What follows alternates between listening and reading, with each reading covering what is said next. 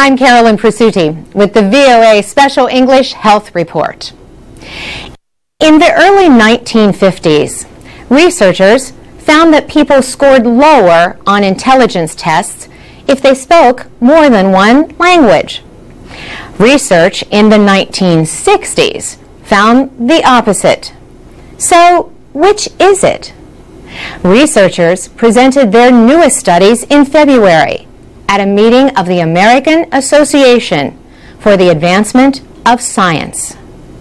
The latest evidence shows that being bilingual does not necessarily make people smarter.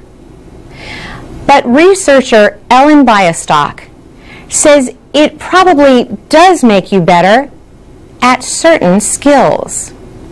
She says, imagine driving down the highway. There are many things that could capture your attention, and you really need to be able to monitor all of them. Why would bilingualism make you any better at that? And the answer, she says, is that bilingual people are often better at controlling their attention, a function called the executive control system.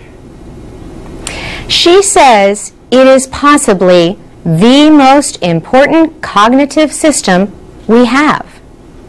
It is where all of our decisions about what to attend to, what to ignore, and what to process are made.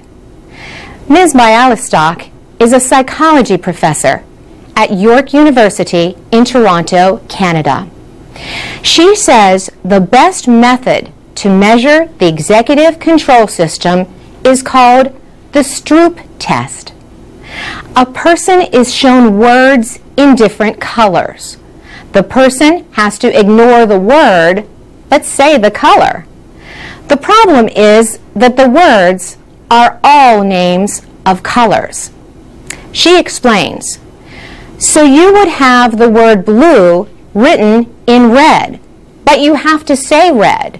But blue is just lighting up all these circuits in your brain, and you really want to say blue. So you need a mechanism to override that so that you can say red. That's the executive control system. Her work shows that bilingual people continually practice this function. They have to, because both languages are active in their brain at the same time. They need to suppress one to be able to speak in the other. This mental exercise might help in other ways too. Researchers say bilingual children are better able to separate a word from its meaning and more likely to have friends from different cultures. Bilingual adults are often 4 to 5 years later than others in developing dementia or Alzheimer's disease. Foreign language study has increased in the United States, but linguist Allison Mackey at Georgetown University in Washington, D.C., points out that English-speaking countries are still far behind the rest of the world. For VOA Special English, I'm Carolyn Prasuti.